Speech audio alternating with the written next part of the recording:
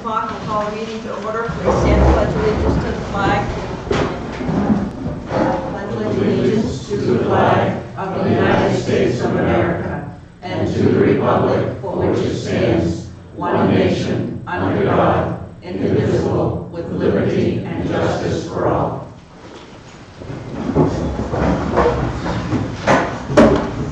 My normal speech is I open a meeting. If you have a cell phone, please either mute it or turn it off. Thank you. Approval of treasurer warrants. Payroll warrants for July 13th. Do I have a motion? Move we approve the payroll warrant of July 13th, 2018. I'll second it. All those in favor?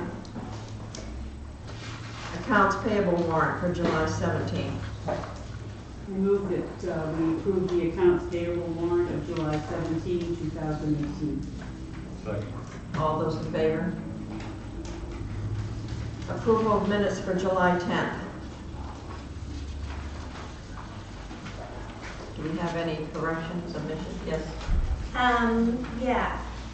On the last page, under 11, other business, in the first paragraph, it says, this is in response to Bernice Boyce's question regarding the board's decision to start handling school warrants. Anderson said she would meet with the superintendent and the change would be made before the month is up. And no one said that the change would be made before the month is up or within any timeline. I think she said that she would make an appointment to talk to her. And I rewatched it this afternoon. So. Okay. Just we'll stop at meet with the superintendent. Yes, that would be perfect. Okay. Any other corrections? Yes, Bob? Just moving down to 3 paragraphs. The gentleman, this is Brian Moore, it's Warren Moore. And it's Waltz, W-A-L-T-Z. Yes. Okay.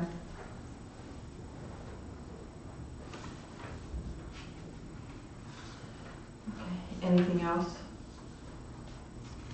Can I have a motion? Move the minutes as amended. Second. All those in favor? I will abstain because I was not here that meeting.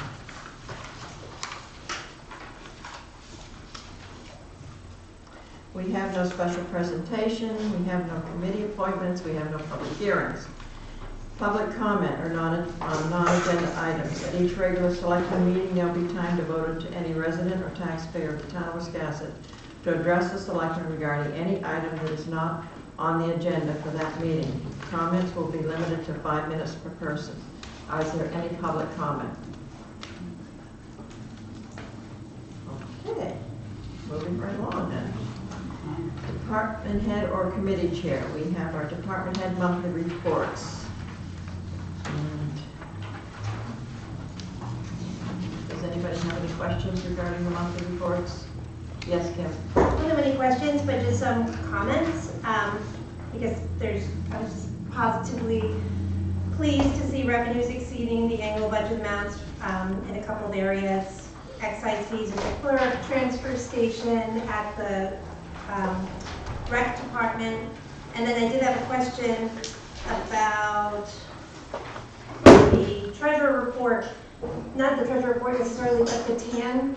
I was just curious, do we get a TAN every year? I've heard people say that we have to take out a loan every year. And could we avoid that if we kept up a carryover fund or a fund balance? Bernice, could you care to answer that question? From what I understand, the town has borrowed a TAN for the last few years anyway. Ben, you can confirm by your shaking of your head. It's been several years. Our cash balance was only $500,000 at the end of the fiscal year.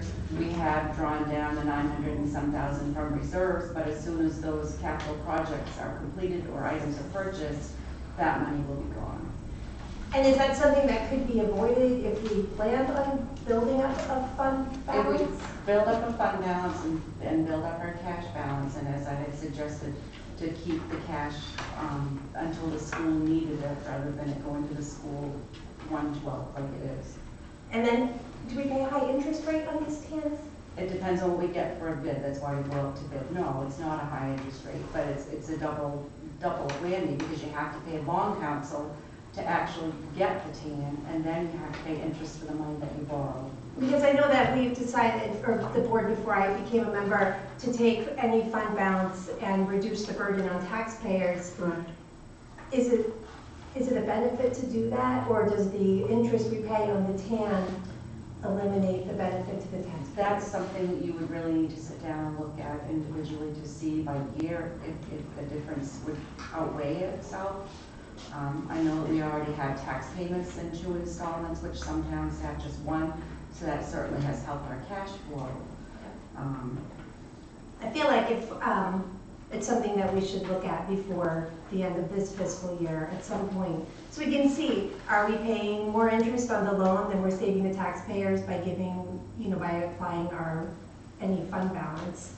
But Because that hopefully, doesn't make if by sense. doing the school the way you are suggesting, we would not have to necessarily go for a tan. Is That's that- what I'm hoping, yes. I mean, I talked with Shelley, and she just sent me an email today. They have enough cash at the school right now to get them through part of next month, Mhm. which will help our cash flow.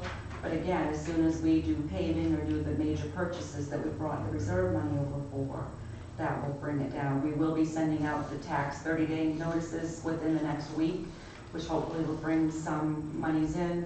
We've been getting phone calls from a couple of properties that have been foreclosed or are going to be sold that have delinquent taxes, so we will be getting the money from that as well. Bernice, if it was up to, like if you were going to advise us on whether or not we should try and build a reserve, is that something you would do? Is that a smart thing for a municipality to do? Any town should have a minimum of 30 days of their overall budget in fund balance. We don't have that. It's recommended to be as high as 90 days. We surely don't have that. The school does have a good fund balance, and yes, theirs was over, but they didn't use a lot of it in their budget this year to bring it down to where it should be. But they have a bigger fund balance than we do. And it's always the board trying to keep, and God bless them for keeping the mill rate down as low as they can, to keep everybody's taxes as low as they can. So there isn't a magic formula or a magic way to say, yes, if we increase our fund balance, because you always use the fund balance to keep the mill rate in the same ballpark as what it's been. Okay. Thank you. Yes, Ben?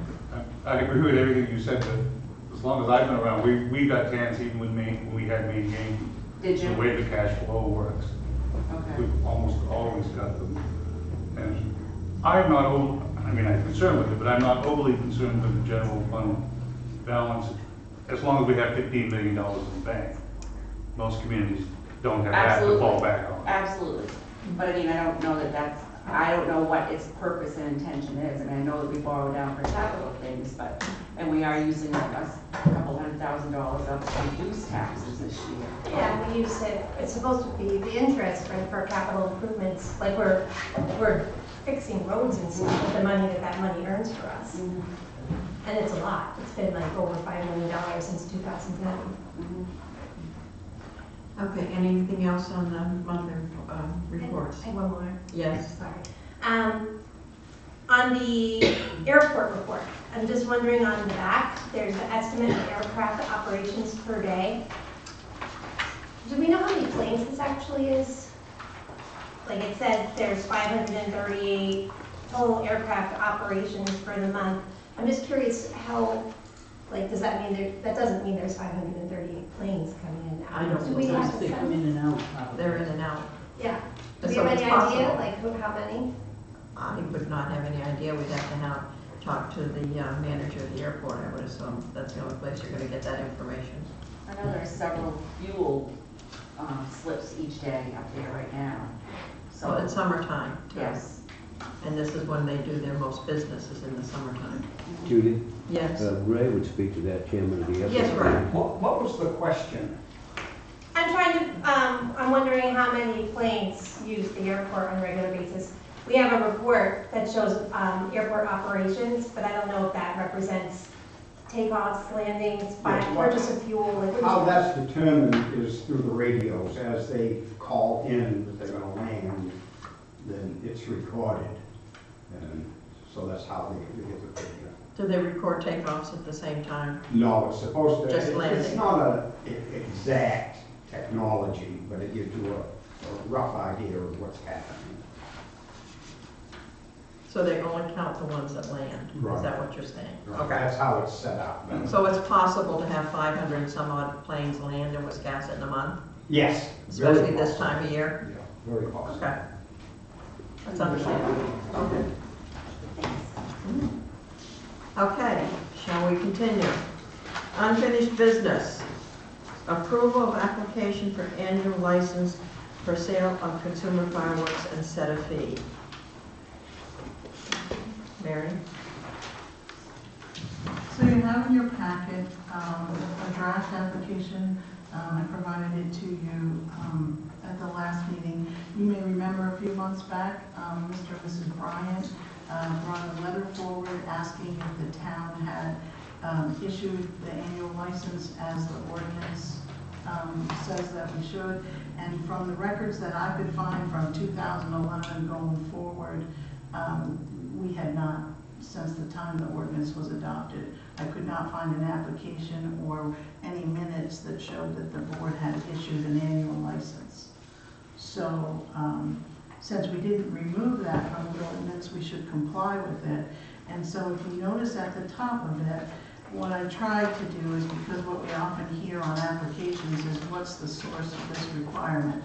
And so I put right in the top of it, that's actually chapter and verse of what the ordinance says, and the 12.3.2.3 is actually the section of the ordinance that requires it. It's a pretty straightforward application. It's the name of the company, the property owner's name and address. And as you can see from the requirement, the board has a very limited reason as to why they could not or should not grant the, basically the applicant would have to be convicted of an A, B, or C crime. If you have any comments or additions to the application, I'm pleased to make them, the changes. And we also have to set a fee, is that correct? Correct. Because I noticed when I read the ordinance, there's nothing in the ordinance about the fee, because I did pull that up today and read it. Right. So we do have, there's no sense to have ordinances if we don't comply with them.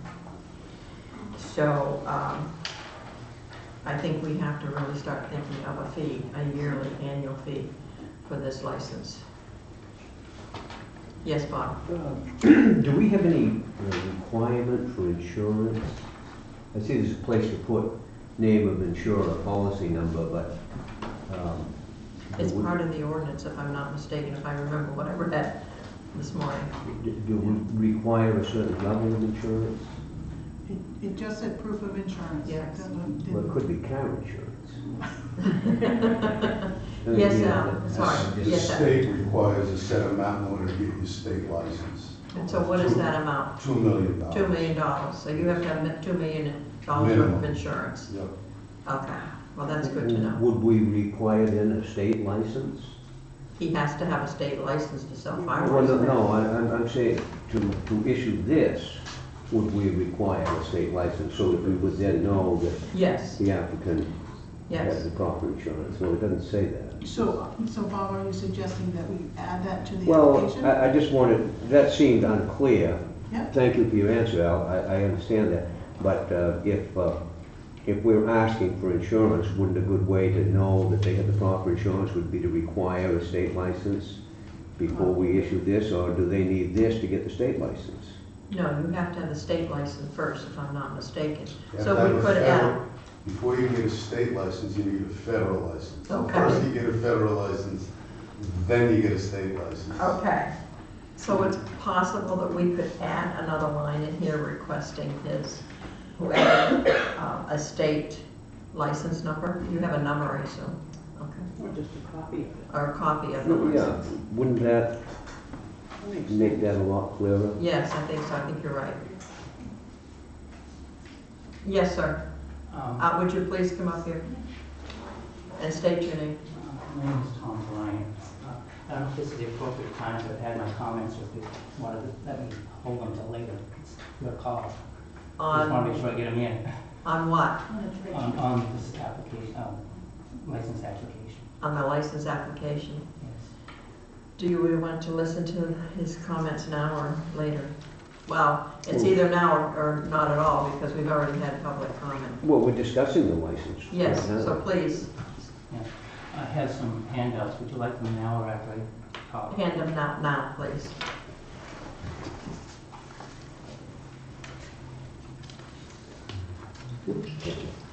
Don't be too intimidated. Most of it is just down the minutes. Okay. I said I read it, but I can't tell you what I read at this point.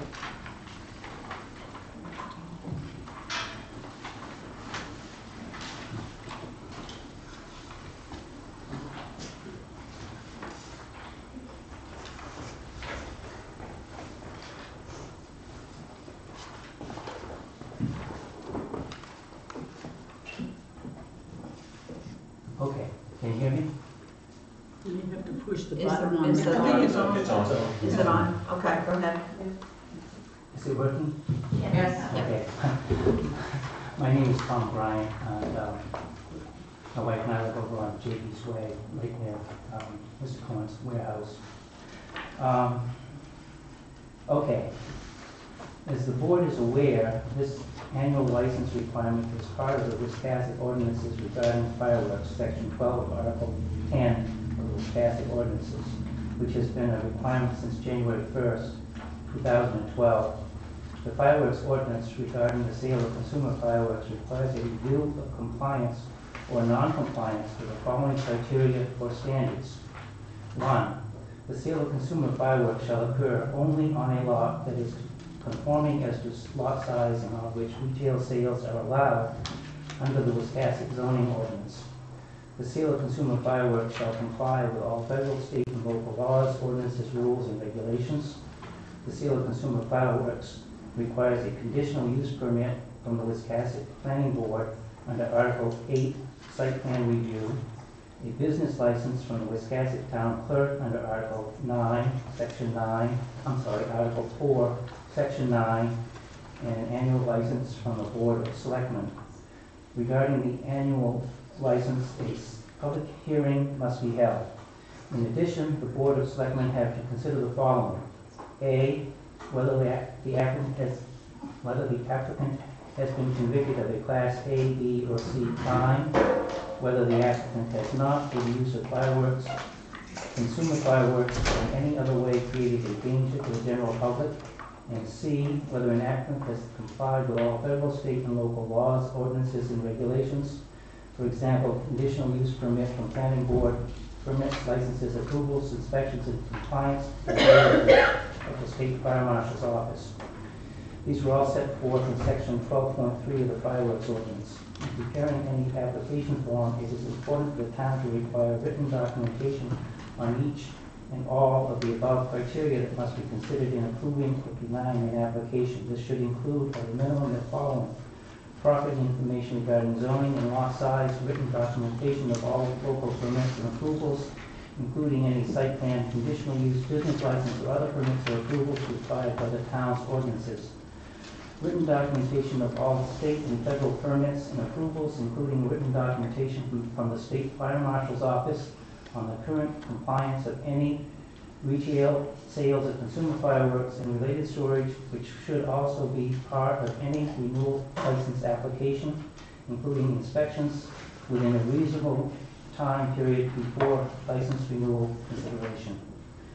Written documentation of whether an applicant has been convicted of a Class B or C crime, and written documentation on whether an applicant, through the use of fireworks, consumer fireworks, or in any other way, has created a danger to the general public.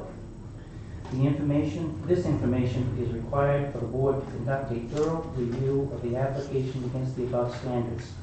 Otherwise, the board would have incomplete information to properly review an application against these standards. We appreciate the board's consideration of these comments and hope that you work on finalizing an application form that lines up with criteria, standards, for an annual license. We also hope that the board adopts an appropriate application fee to cover the town's cost to process and review these applications. To reiterate, the importance of drafting an application that's thorough enough for you, the selectmen, to properly review compliance with the town's ordinances. Consider this question. How can you, as a board, approve an application without seeing proof that the fire marshal's office has certified the applicant's compliance? This is why we are requesting the addition of that requirement to the application along with the others I've outlined. We recommend that you add checkboxes to the application to show that each of the above requirements has been met. Thank you for your time and consideration. Thank you.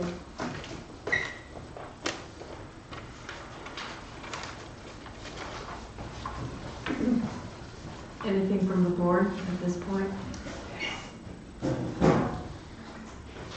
Well, I think there should be some sort of checkbox, whether it's from the code enforcement officer or whoever we decide, that someone to tell us that everything is in order as far as lot sizes, so on and so forth. Okay.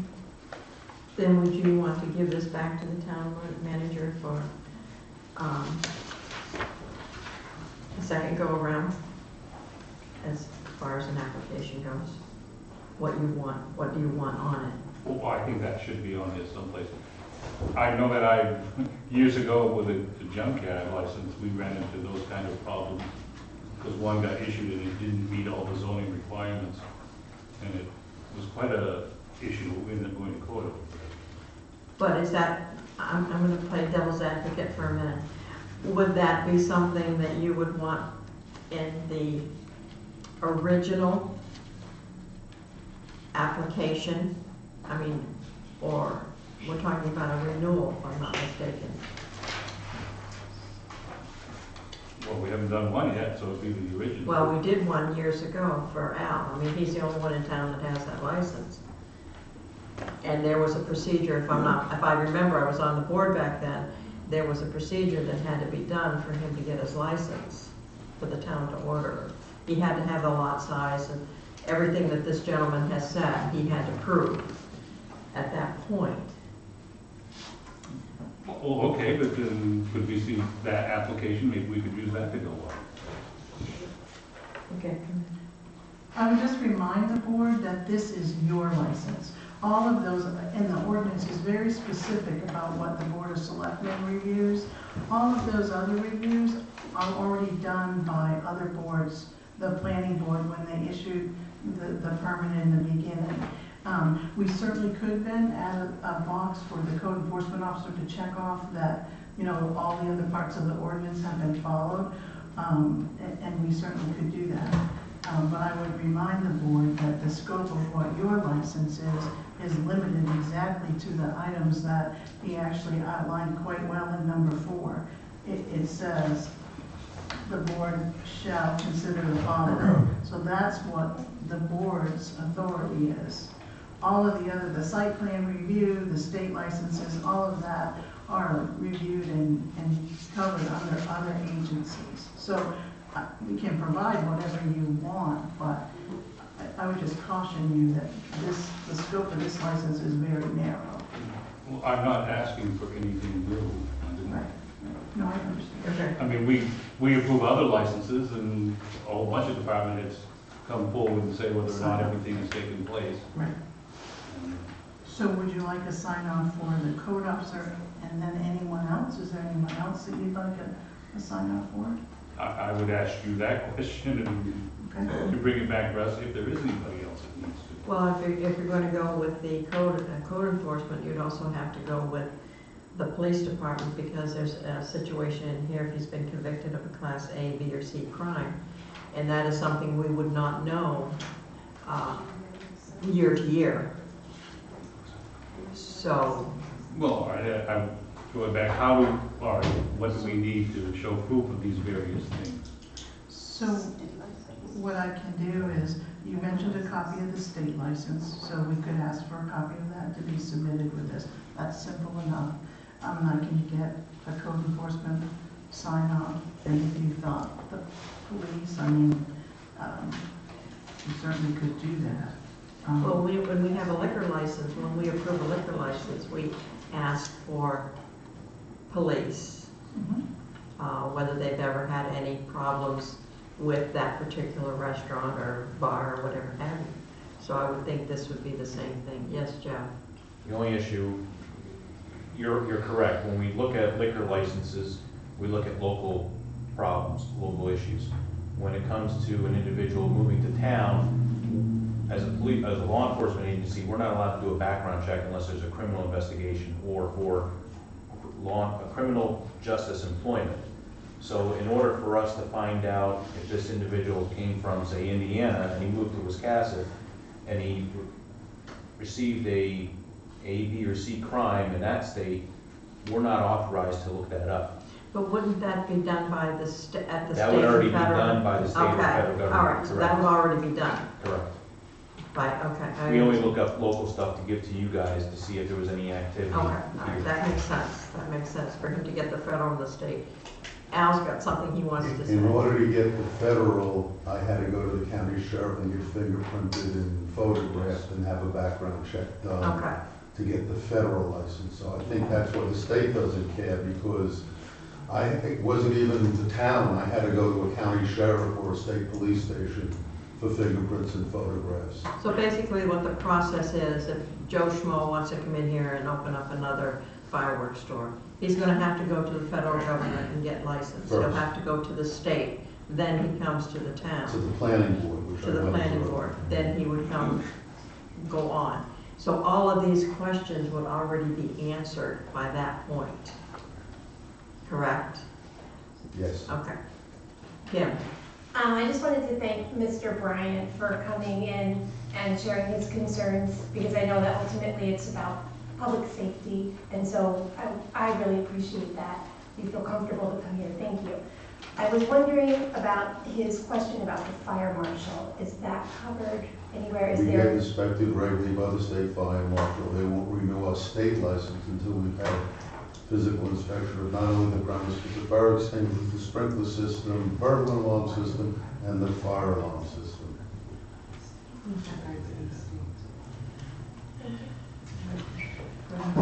So just so I'm clear, we'd like to add that we'd like to have a copy of the state license, and we'd like a sign-off box for the code enforcement officer. Yes. Okay, Okay. all right. So I'll make those changes and bring it back to you at the next meeting for a second vote. Do we want to discuss a fee? Excuse me, Mayor, exactly what are we asking the code enforcement officer to sign off on? Well, I'm looking at some The law, language, size of the law. just to see that they've complied with the town's land use ordinance. I think I'll look at some language, Bob, to see what that. What I was asking, I mean, clearly, code enforcement probably could sign off on the lot size. Well, planning board would have done that, so we could make a note of, that it's been approved by planning board and those kinds of things. So let me take a look at this, and I'll bring it back to you again for further discussion, so. I mean, I personally feel the only thing we really need to add to this is his state license number, because he has to renew his state license. They're gonna check all this, they're gonna check the lot size. Every year. They do it, I'm sure they do it every year, but I'm sure they have to check the lot size, make sure he's abiding by the ordinances, that he's got his insurance. So to me, all I would want is the state license number. I mean, because they're giving him the authority to come to the town. That's how I look at it. Yes, sir. I'd like to remind the board that Mr. Cohen has never received a conditional use permit for his original warehouse on Chapey's Way. Yes, Al. It's been litigated through the state Supreme Court twice, and they found no issue with it. We've gone through every court in the state, right through the state Supreme Court. So, That's from the Wiscasset Town Planning Board. He has never received that required permission. He doesn't have anything from the town planning board? Mr. Cohen never applied for and never received a conditional use permit for his original warehouse on Chapey's Way. Does not have it. So I will bring this back to the board at your next meeting for further review. So, Do we want to discuss a fee at this point or wait till the next time? Could you bring, like, some guidelines on the fee? Maybe check out what other towns do. I have no idea what you would charge for this. See what other licenses cost in this town. Pardon? I said, see what the other licenses cost in this town. What does it cost to do business for the other businesses? Or you can check across in Edgecombe, that they have the fireworks store there. What do they pay for a fee? I'm happy to do that. All right. Is that okay? All right. We will go on. Abandoned, distressed, and sunken vessel ordinance with Wiscasset, within Wiscasset Harbor.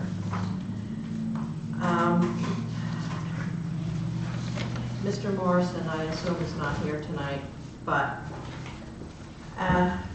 3 weeks ago, I mentioned that I had been trying to get a hold of the Coast Guard down at Booth Bay. And I've called them 3 times and they never bothered to call me back. But the Coast Guard is also part of the Navy, so I went to the Navy. I'm going right up to the top of the ladder. So they sent me to the northern New England sector in Portland. I called. I talked to Mr. Greg House, H-A-U-S. He couldn't help me, but he said, I will get someone to help you. And I informed him that I hope so, because nobody seems to want to call me back. Well, Mr. Chris Porter called me back within 2 hours. He is fully aware of our problem here in Wiscasset. I asked him because of the position of the minesweeper, that I felt that the Coast Guard should have some liability, be able to do something. He said because it is not in the navigational route, they cannot. It has to be out within the buoys. I said, okay, I understand that. But he said they have been down, they've had divers go down, they've checked the boat. He said all the oil was gone out of the boat within 24 hours, and they estimated there was about 20 gallons. They come into Wiscasset every week. They go out to the Mason station and they check the boat to make sure that there's no more oil coming out. And he said at this point in time, he doubts there'll be any more oil. As far as what to do with the boat, that is our problem. He said we can go to the state DEP and ask for a grant to help us remove the boat. But basically it is the owner of the boat's problem, and now it's ours as to what we want to do. We could turn it, if he's not leaking oil, how bad do you want to remove that boat? How much would it cost? What was it, estimate of $17,000 to $18,000, something like that? Originally, I thought I said 30,000. Was it? For some reason, 17 to 19, excuse me, 19 kind of sticks in my mind. My viewpoint is that you have to take responsibility for your actions. And as a boat owner, if I do something wrong, I have to take responsibility. We're not getting anywhere with Mr. Morrison. He says he cannot afford to take care of it. If the town, my viewpoint again, if the town were to turn around and spend the money to remove the boat, I feel we need to put a lien on his property, so that at some point in time, we would get the money back. Yes. We discussed this before, and if we did a tax lien, we would recover the money, or we could see foreclose on the property in a relatively short length of time, as opposed to waiting for hundreds of years until the property is sold. And you spoke to that, Marion, and I've heard of that before. Have you done any further research on that to make sure that that would be doable? It's called a special assessment, and towns can take that avenue. Like, example, if you have to clean up a trash area or remove debris or things like that. I'm waiting for a response back from MMA Legal about whether we can consider this a special assessment because it's debris in the waterway. And so they were going to look into it and get back to me on it. So I'm looking into that. And just so the board knows that I did invite Mr. Morrison to the meeting this evening, so he was aware that we were going to be discussing this. So, Well, I'd certainly like to keep him informed, but I'd like to give Marion time enough to make sure that that would work, so that we could understand completely what the ramifications of that would be and share that with Mr. Morrison, and before, you know, we jump up and do something. Okay. I just wanted to let you know what I found out from my sources. Thank you for the effort. That's good. Okay. Is he a resident of the town? Yes, he is. Thank you. Yes, Jeff. I did speak with the Maine Marine Patrol on Thursday, Wednesday or Thursday, excuse me. We're scheduled for a meeting tomorrow. Officer Chad Watts, they're supposed to be here. We're supposed to go talk to Morrison. He's going to be issued the citation. We originally thought that he had permission from the ADA to issue him a littering citation. That did not happen because the ADA left, so we had to get another set of permission from the current ADA. So that ADA, Matt Garrity, has informed him that he's going to ask restitution if this goes to court and he's found guilty, for him to remove the boat. But then again, we're still in the same problem. He doesn't have the money to pay for the restitution. Right. I don't know if I feel it's going to end up the town's responsibility at this point in time. I was just glad to hear that, you know, the Coast Guard has been diving. They are checking it to make sure that there is no oil or gas leaking into the mooring area.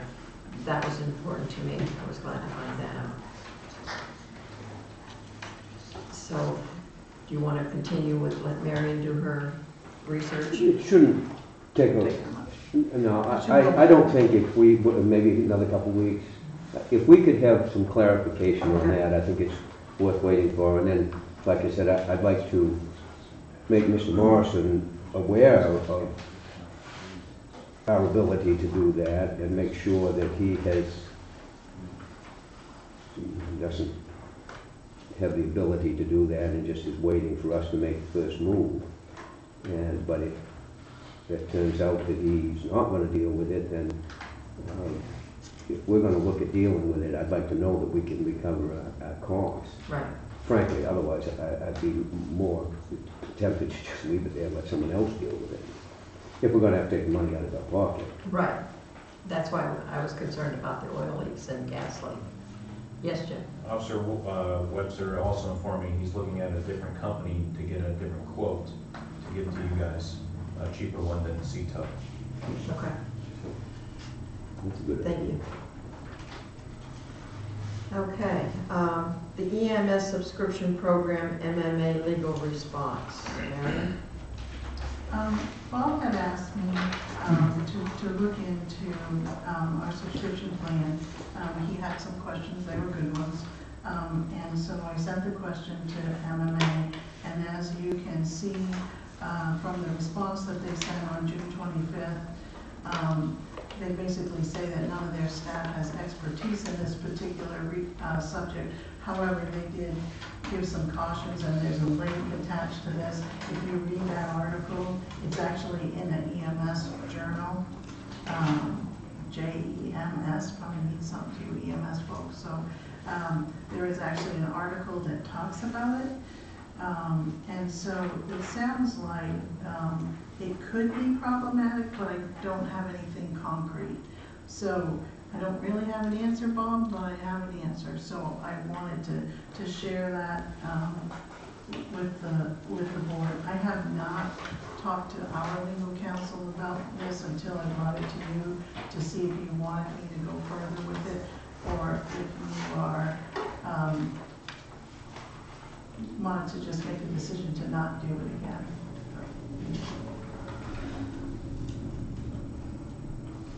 I mean, it sounds like our council told you that we would need to hire a private attorney with expertise in this area, but based on the research they found, it's not advisable, so that's good enough for me. Okay.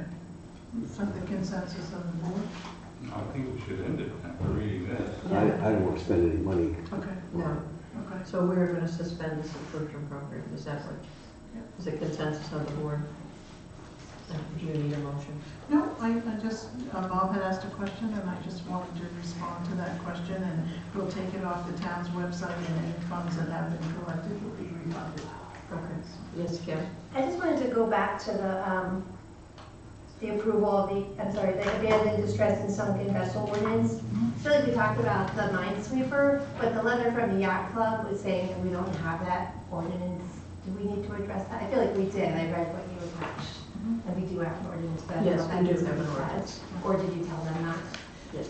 So the reason you see this in your packet again is at the last meeting, some of you had mentioned about the ordinance, and this had actually come up at an earlier meeting, so this is kind of a repeat of information that you already had. And so I just attached for you the Port and Harbor ordinance. I do know that the Waterfront Committee is exploring some additional regulations, and I know one of the considerations that some of the board members had shared was a requirement that folks that have a mooring in a boat in our harbor be required to show proof of insurance. But I know it's a work in progress, so I'm sure when they're finished with it, you'll see it, so. We did ask for that ordinance, right, to put forward. Yes. Yes, we did. Yeah. Yeah. I believe that was mentioned. In regards to this, did we, the program ran till June 30th. Correct. We have been taking money since then? Not to my knowledge, but the application was on the website, and I think some people just sent it in. We've had two, I think, so we'll just refund that money and take that off the website and make sure that folks know that we're not offering that again. Well, yeah, we do need to get that out there, because some people are waiting for this Right. thing to come forward. Thank you. Okay. All right, we will go on. Wiscasset EMS Central Lincoln County ambulance discussion. Before you make a motion, Marion has something she'd like to share with us. So, as we have discussed publicly and in executive session, we've had conversations with CLC. And a couple of the things, regardless of what direction you folks take, I think it's important to clear up some misinformation that we received clarification on. I've had several folks say to me that they didn't want the ambulance responding from Damascotta. The ambulance would not be responding from Damascotta. It would be running right out of our bays. The other thing was that you would not be able to go to Midcoast. That is not true. You would still be able to go to Midcoast. I did check with Edgecombe, since they've taken over Edgecombe. They've taken 3 patients in their short time to Midcoast, so they do go to Edgecombe and go to Midcoast. We have had another service call today to say that they would be interested in exploring an opportunity. So, as we discussed, it was a great opportunity to meet. The interesting part, and I want to make sure that the board knows that I provided this to you. This did not come from me. Wendy Williams was gracious enough to put this together for us. So I want to say thank you to Wendy for providing those numbers. One of the things that came out in conversation with, I'm not an EMS person, so I don't pretend to know about EMS. I spent a lot of time on the phone talking with the area EMS people, and one of the things that they talked about was that we draw from the same pool of individuals. If you go to Booth Bay or go to CLC, in fact, at the present time, there are 5 Wiscasset residents that work for CLC. Some of them work for us at the present time. So In thinking about that, I think, well, if it's a good enough service that our own residents work there, they must give quality care, and these are assumptions, you know, that they must give quality care. And as we talked about, to move in any direction, we would bring it to the townspeople. It's not something, there's been a lot of misinformation out there that the board was going to make a decision tonight. And the conversation has been that we would put it on the November ballot instead of having a special town meeting. And so if any of you have any other comments that you'd like to join, I think those were the majority of the misinformation that we heard. You can go to Midcoast, they will be running out of here. And I'm just saying that if it was to change. The other thing was the employees. We obviously have some people that already work for CLC that work here, so they would automatically be hired. But what we were told was that everyone would be given an opportunity to apply to work for them. So, and that's, I'm just sharing this if it was to pass. I'm not saying this as a done deal. I think those were the big things that folks had asked us about. But isn't there a phone call that you received today that there was somebody else who's also interested in partnering with Wiscasset? Yes, I just said. That Okay, you did? yeah, Okay. I'm sorry. All Yes, right. we did have I want to another make sure that service. everybody knows there's somebody else Yeah. now that has Yeah. decided. And you'll remember at the last meeting, I also talked about that, you know, we had I had an employee of our current service come in and talk with me, which I appreciated very much, and talked about, you know, whether or not they would be given the opportunity to create their own 501(c)(3) and operate similar to some of these other agencies. So we have options.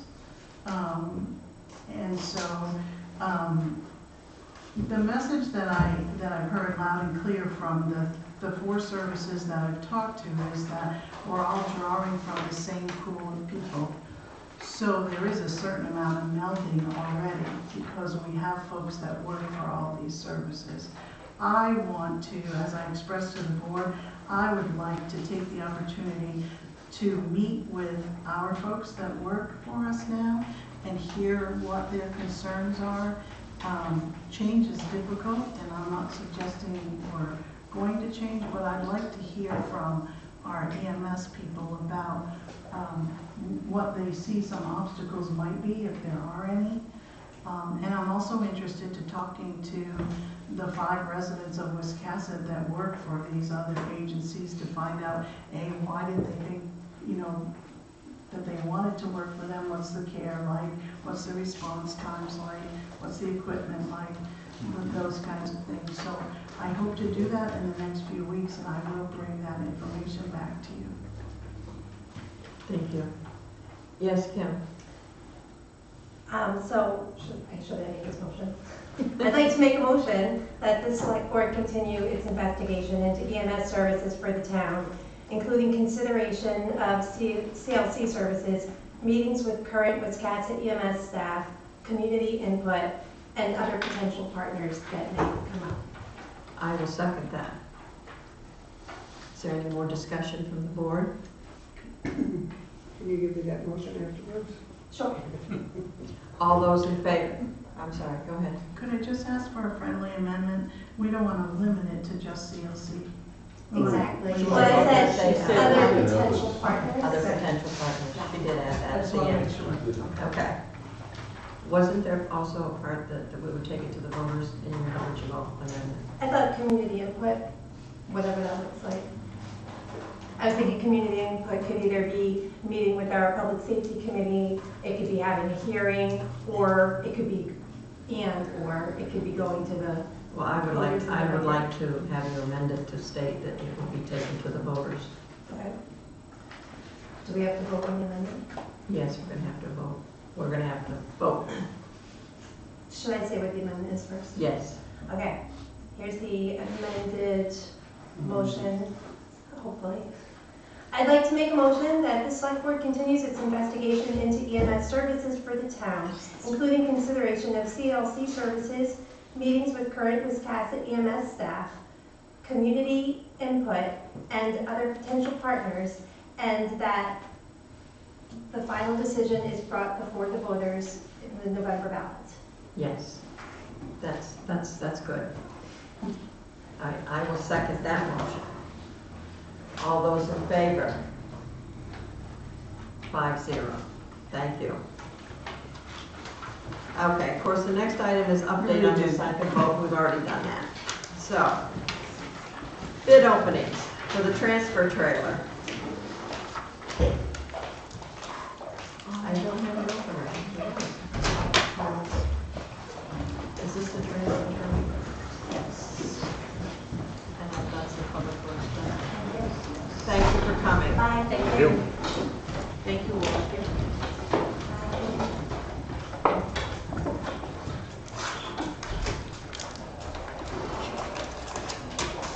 Bring in the weapons. Thank you, Ken. You trust me with a knife?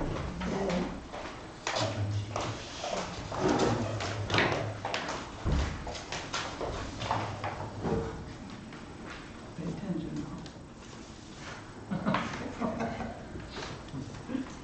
Okay, this is Spec Tech out of St. Clair, Pennsylvania. SPECTEC out of St. Clair, Pennsylvania. Jackie, I'll give you a spreadsheet, so you can do Okay, the 75 cubic yard transfer trailer, $64,872, less the trade-in of $2,000, total cost $62,872.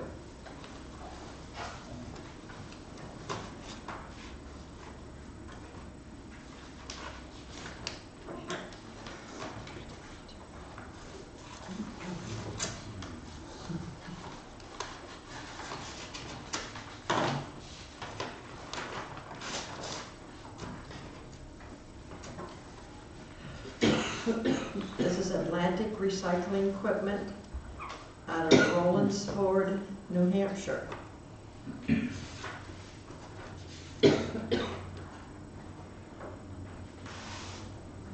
does put a note in here that says, current factory lead time is 180 days after receipt of order.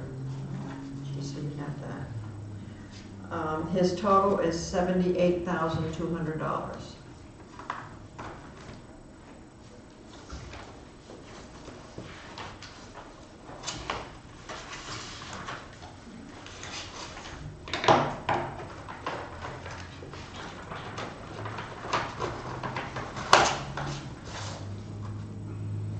This is Mesner Truck Equipment out of Westbrook, Maine.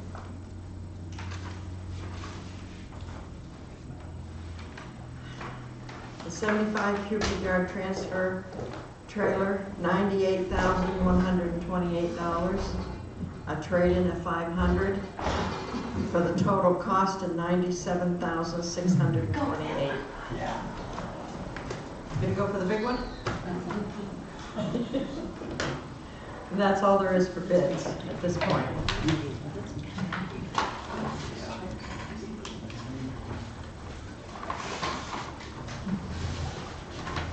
I'll make a motion to authorize the town manager and transfer station superintendent to review the bids and award the transfer trailer to the lowest qualified bidder. Second. All those in favor? 5-0. Thank you. Public Works truck. Patrol truck, I've heard that's a new term. What kind of truck? It's patrol, because they Patrol. patrol the roads. I was educated today. Okay. Oh, yeah, it says 2018 patrol truck. Okay.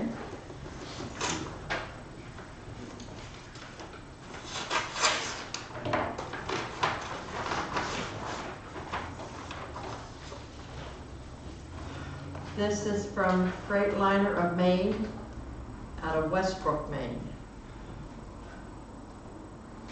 It's in stock and ready for delivery, just so you know. Maybe a Tuesday. He made sure to say that. $181,627 is the sale price. He's giving $5,000 for a trade-in, so total price is $176,627. That's Freightliner.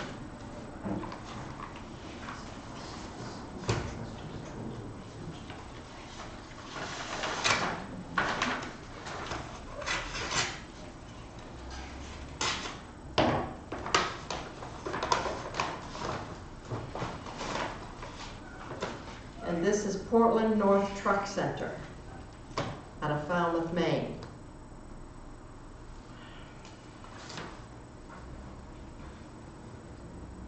Okay, delivered net sale price, $190,289 with trade. Trade allowance for the 1995 GMC is $6,000. That's Portland North Truck Center.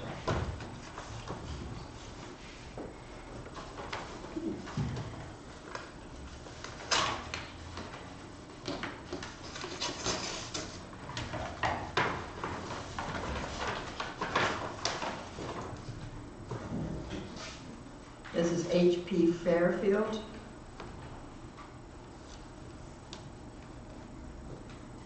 They're out of Scarborough, Maine.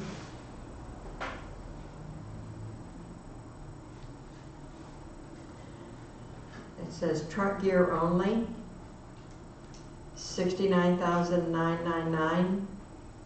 Freightliner of Maine demo, $72,999 to order new gear and install.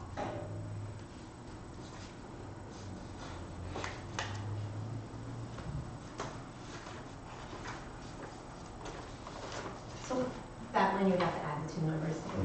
Yes.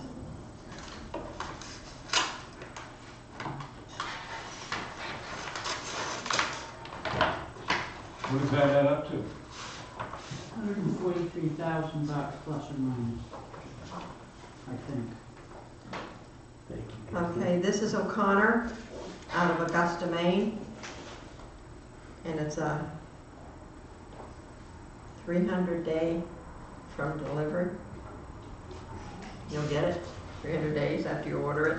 $187,233 out of O'Connor. You missed the winner, Doug.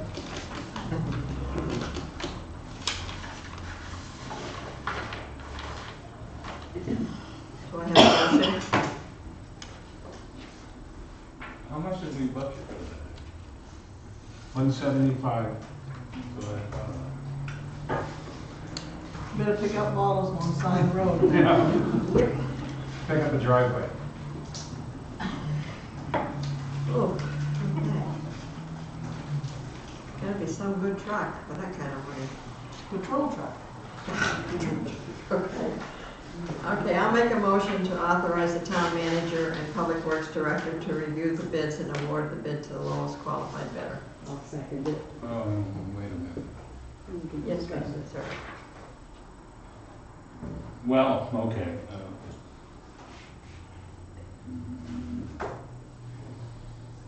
Well, that really only leaves one. Well, Well, we still and have. they can also choose not to accept any and all bids also, and put it out for rebid, if they choose. Correct. Okay. You still waiting for a second? No, I second. Okay. It's all been seconded. All those in favor? 5-0. Thank you. Okay, public notice, Maine Yankee proposed changes to compliance order.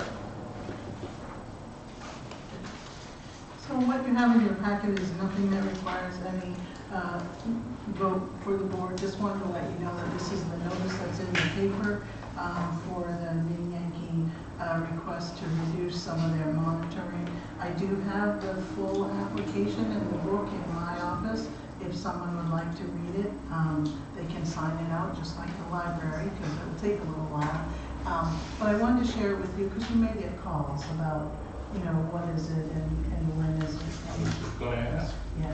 Is this the stuff we read last week about the Yes. groundwater testing and the need, they decided the lesser need for testing in certain areas? Correct, but this is the actual public notice that's been in the paper to accept public comment. Okay. So,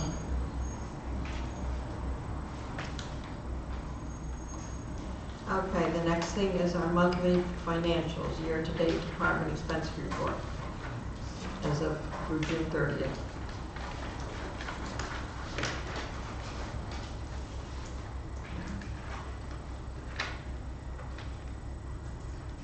Okay. So, first I want to commend the department heads. There were no budgets that were overdrawn, as you can see from this. That takes a lot of good work because we do have unexpected events that come along. So I appreciate all of those efforts. You will see that contracted services is overdrawn by $94,522. That is the majority of that is the legal fees for the litigation that we were involved in.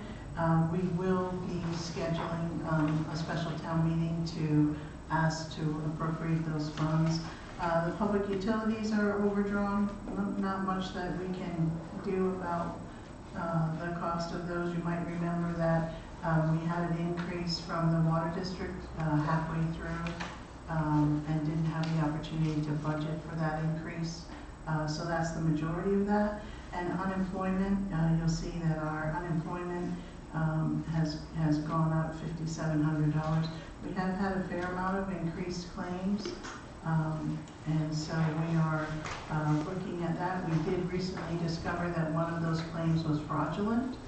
And so the state is working with us to recover those monies. Thank you. Any questions from the board regarding this?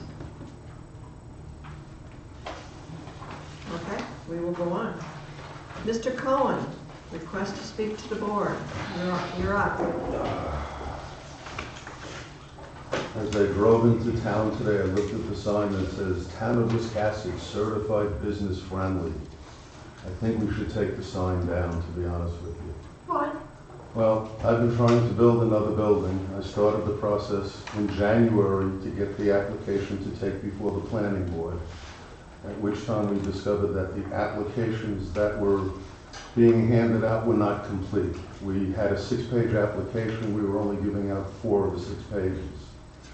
As it turns out, that 6-page application is locked in Jamal's computer, supposedly, so we now went to an alternative packet, which was 12 pages, which after I filled it out, and because I have a litigious neighbor, I decided to cross the T's and dot the I's.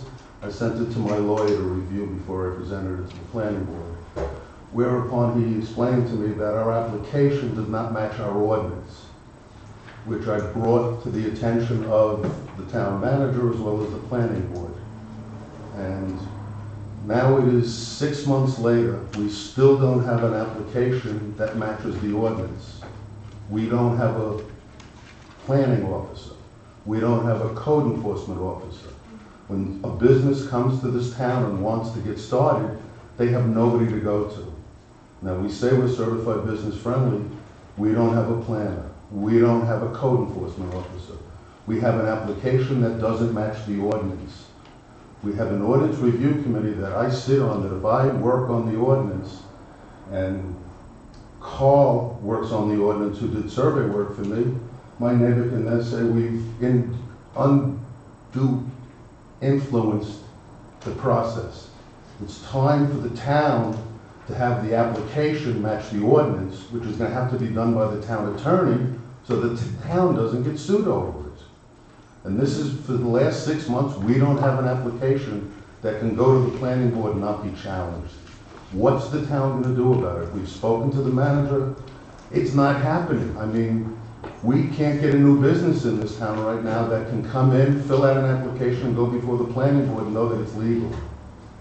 I asked, what are we going to do about this? It's more than 6 months since we've had a proper application to match the ordinance. So first let me say that our legal counsel does not agree with your legal counsel. Not a surprise, getting two lawyers to agree. I did talk to the ORC about the application. In the town's ordinance, it gives the ORC the approval to adopt and amend applications. So our legal counsel says that if you believe someone has an issue with that, they don't have standing because the ordinance actually allows it. And actually, when I spoke with Carl about this, he said they actually have added that section of the ordinance to the top of the application, so it quotes it in chapter and verse. They have provided a draft application. I believe that it's going to the planning board to be reviewed.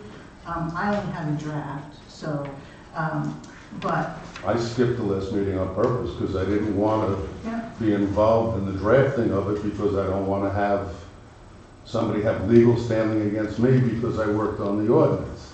Well, what you're working on is the application. I understand that. What our council has said is that the ordinance is voted on by the townspeople of Wiscasset, not by the individual board members. You may vote because you're a resident, but it's approved by the town, not by individual people. So then we have to wait for the next town meeting to get the application No, approved? the application does not require approval by town meeting. Application requires an adoption by your board to say that this is what they want to do. I sent the application that you have been using for many years, not new. It's the application you've used for many years.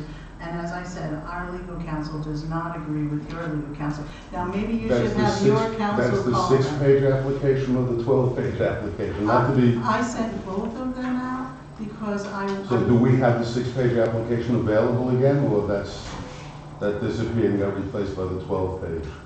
Ray, I Which is don't what was remember handed to which me in the one. office.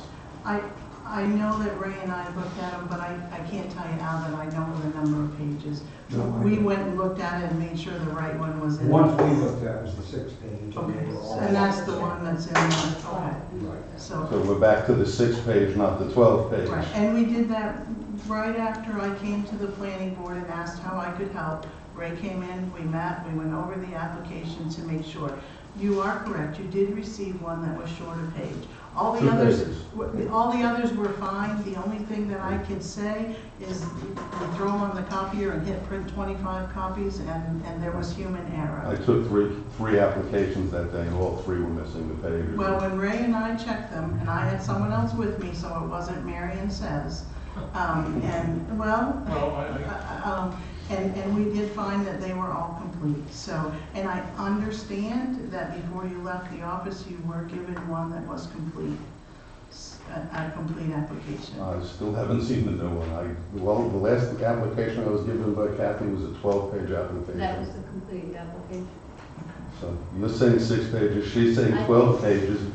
Well, Which is it? I think part of the pages that are added to the application though are parts of the ordinance though.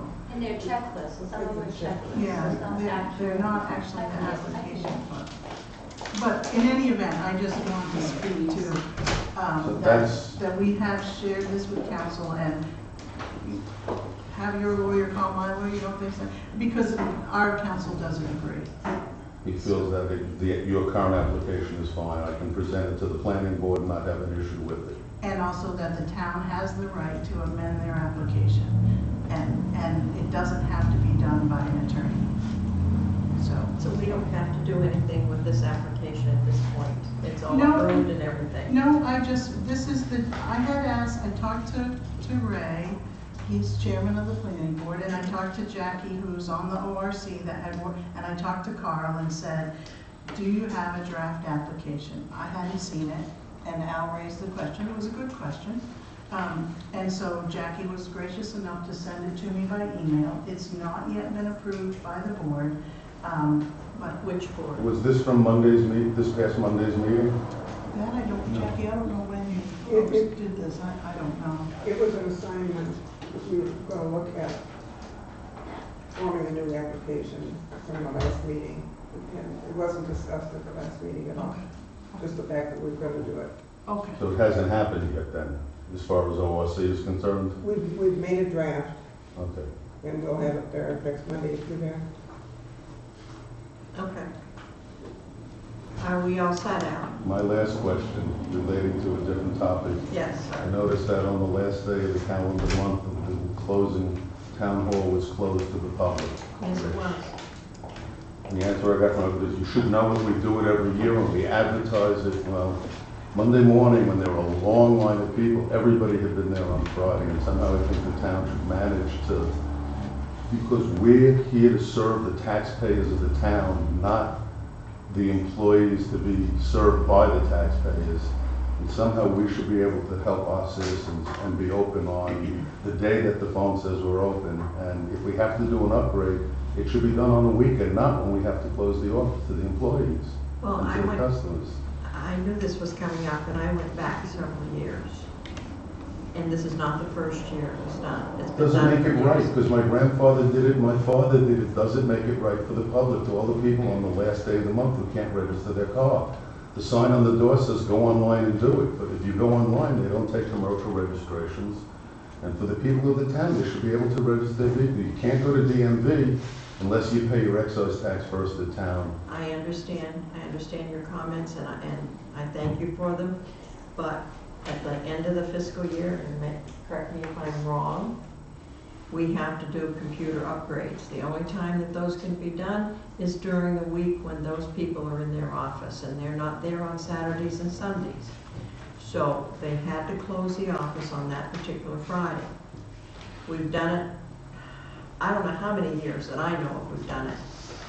I'm sorry for your inconvenience. It was well It advertised. wasn't just me, there were many, many people there who were very unhappy. I'm sure there was, but as I said, it was advertised in the paper, on the sign out here, because I saw it myself. So, Thank you. you're welcome. Yes, Kim? So I went to the last ordinance review committee meeting and the planning board committee meeting, and I think that Al does raise a good point. Things are not moving seamlessly for businesses in our town currently. So I don't want to go through all the details because I don't want to focus on the negativity, but I do believe that we need to do something to alleviate the loss of our planner. So in that meeting, the planning board committee meeting, there was a lot of discussion that went around, and the answer was basically, well, we don't have a planner, so we just have to do the best that we can do.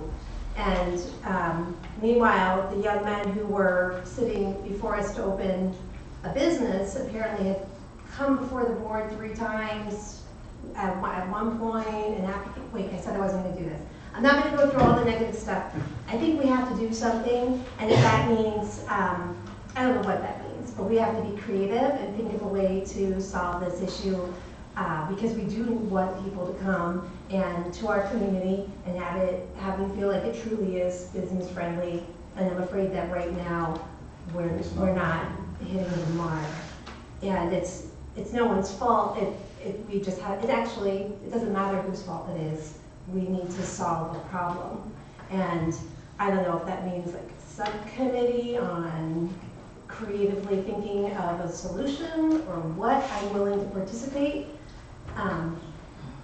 And then I'm really sorry. I just wanted to tell you that I'm really sorry. I came in that Friday morning, because I had to sign something, and there was a lady who was like, "You can't get in, it's locked," and I was like, "I can, I'm a selectman," and I felt really guilty doing that. So I'm sorry. Thank you. Many, many people were convened. Sorry. Yes, Ray? Not just in defense of, I don't mean to attack the planning Couple of board. ways. I just wanted to say we need to do something. This last applicant that we worked on in last Monday's meeting has been into the code enforcement office several times. We've told him he's been to the planning board a couple of times. He has not produced the things that he needed. He finally came in Monday night and had things pretty well together, except his surveyor had neglected to send him the Mylar, because it's a subdivision that we could sign off. So I stepped right over the line and probably was out of what the rules and regulations of the ordinances allowed. and was able to get it passed 4-3, that he could start his building. Subsequently, I find out he hadn't even been in touch with his surveyor since May 17th. So he had no Mylar that he could have within 2 or 3 days. And that's what we were expecting, because that would have completed the operation. So Sunday, I had to go out and give him a verbal stop order. We can't do any more until he produces that. So that's, you know, in defense of the planning board, I think that we're doing what we can do. Yeah, you absolutely are, and that's a perfect example of why we need a planner to assist people who want to start a business in our town. Because if we have people coming into town and they're just left to figuring it out on their own, that's not business friendly, in my opinion. Being on the planning board, I saw that guy come 5 times. And when we had a town planner, it was his job to create the documentation for the planning board. We're all volunteers. We're now at a point where the town won't mail us the stuff before the meeting. We have to go to town hall and get it. That's changed. Well, for the last meeting we had It's changed. So it's just, we're volunteers. We don't have the tools we need to do our job. I think we need to support the volunteers that hold this town afloat, in my opinion. Thank you. Okay, let us go on. Well, Yes, you have advertised for, code enforcement, yes. I have advertised and we hope to start interviews. I just want to say publicly thank you to Ray. This individual who we are discussing, Ray and I sat down together, we went through the ordinance. He had met with the code officer. I gave him a written checklist. I'm not in the habit of verbal because then people say, I didn't get it. I never got it, you didn't give it to me. I went through the entire ordinance and told him everything that he needed to provide. And I just want to thank Ray. Anytime there's an applicant come in, I give Ray a call, Ray comes in, and we go over it all. It's certainly not as seamless as when you had a plan. I would not ever say that it was. But I just, the commitment of the planning board members is incredible. And especially Ray, because he takes all the phone calls, and now he's taken on the job of harbor master, and so we can reach him no matter what. But yes, we have advertised for code enforcement. One of the things that we had talked about internally is, you know, do we try to make that code enforcement position more hours? In a lot of towns, the codes, they do planning and stuff. And it is difficult when you have a code officer that's only 20 hours a week. I can tell you, I'm sure you saw my work hours. I've been doing inspections starting at 6 o'clock in the morning to try to get them all done before the office opens. I've done septic and plumbing and certificates of occupancy, trying to keep it going as much as we can. It's not seamless. I'm not going to represent that it is. And if you have ideas, I welcome them. Well, that's what I'm suggesting, that we can't just not do something, we must act. And if that means a subcommittee to brainstorm ideas, I'm willing to participate. I don't know what the pleasure of the board is. I want to support our volunteers, because what if Ray gets tired of this and leaves? What if He's not allowed. No. The thing is, we have to try and keep people here and make them feel appreciated. And when we have a runaround, you know, with a person, and I don't care who it is, I don't want to bring up the individual, but that's, I feel like we need to fix this. We don't have a planner, we have to solve this. Thank you. Okay, on to town manager's report. So, as you can see from the agenda and included in your packet, just some correspondence. It always says, good morning, Marion, please give this to the board. So that's what I've done with the correspondence from Leslie Roberts, from Carl Olson. The one that I don't diminish the first two, but the one that I really want to bring to your attention is the one that we received from the Maine State Police. I think this is very important, another example of amazing volunteers in Wiscasset. This came from Trooper James Leonard, and he said, I wanted to pass along a thank you and to acknowledge my appreciation to your town's Assistant Fire Chief, Nick Mary. And then he goes on to say about the compassionate care that he offered two things I want to point out. He was on his own time and in a totally different town, and he still stopped to lend assistance. And so, and the fact that the trooper took the time to write the letter, I wanted to be sure that the board saw that. And then we have more correspondence from the FAA telling us what we need to do about the issues of the trees at the airport. And I just want to report to the board that I do have a meeting, a negotiation meeting tomorrow with the folks from the airport. And both parties are trying to move forward amicably to resolve this, understanding that the FAA is really putting a lot of pressure on everyone. So we are moving forward with that. Thank you. Yes. I just wanted to draw to everyone's attention the email from Carl Wilson from the Ordinance Review Committee, because what he's done here is he's asking the select board, and it's probably been a week since I read this. I think he's asking the select board to revisit the comprehensive plan, and I think we need to put that on an agenda as something to talk about. If we don't do some planning proactively, we are not going to get on top of a lot of the issues that we have, I think, in our town. We have some serious questions that we need to answer, and I think that if we started with our comprehensive plan, it could be really helpful. Yes, ma'am. I just want to let you know that we have been working with Lincoln County Planning Commission. They have actually ordered the documents from the state for us to begin that process. Mary Ellen Barnes has been very helpful in moving that along. We're not to the point yet where we want a committee and all that. We're still trying to do the very beginning steps, but we are working on it. So. Mary Ellen's involved, so I think we're in good hands. We are. That's great. Thank you. Anything else? Other board business? I'd like to say something. Marion has been trying very hard and diligently to get a meeting with the Commissioner of DOT, and I just want to let the audience know that Mr. Rhines, myself, and Marion will be meeting with the Commissioner of DOT and Bill Pulver on Friday to talk to them about the concerns we have for Wiscasset. I just wanted to put it out there.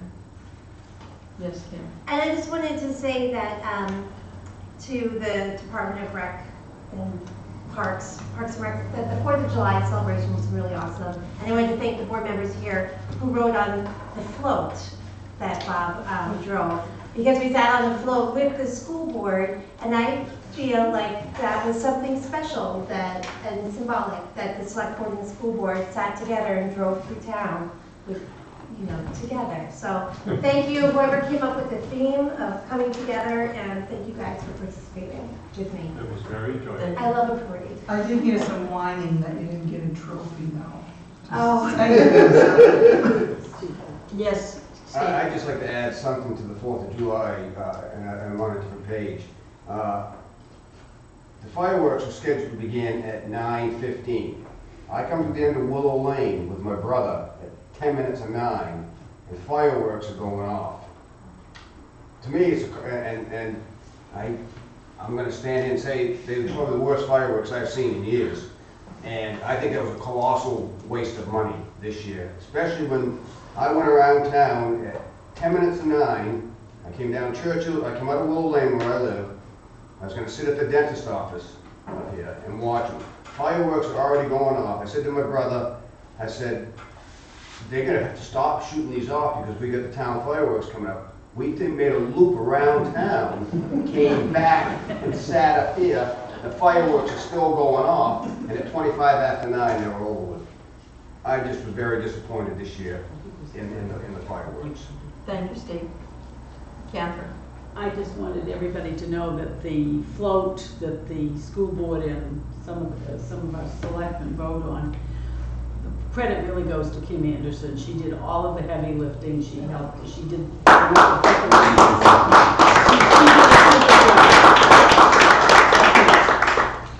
Wait till next year.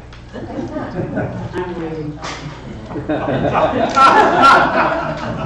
again, I won't be here next year. That's my vacation. Yeah, I will be on it. Okay, I want to announce, it says Night Out, National Night Out, Wiscasset Parks and Rec, August 7th, 2018, it's 5:30 to 7:30. Join your neighbors for a fun-free community picnic to support first responders. Hosted by Wiscasset Parks and Recreation Department, location Wiscasset Rec Field and Community Playground.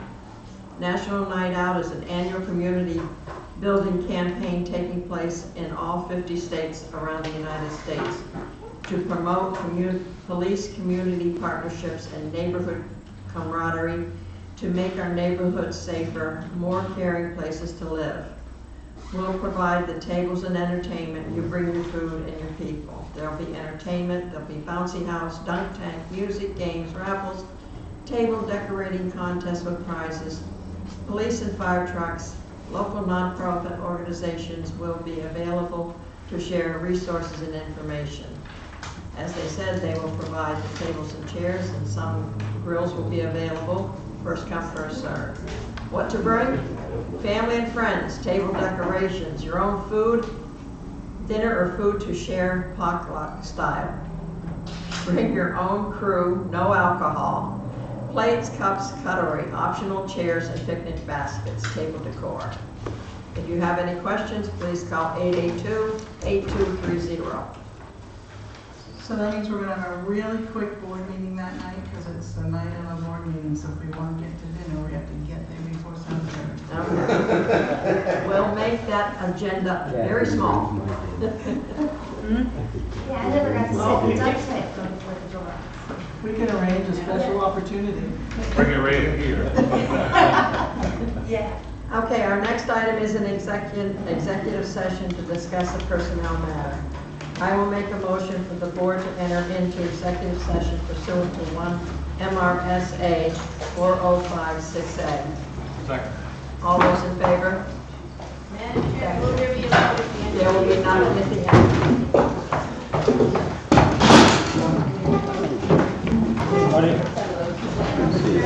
I'm concerned, people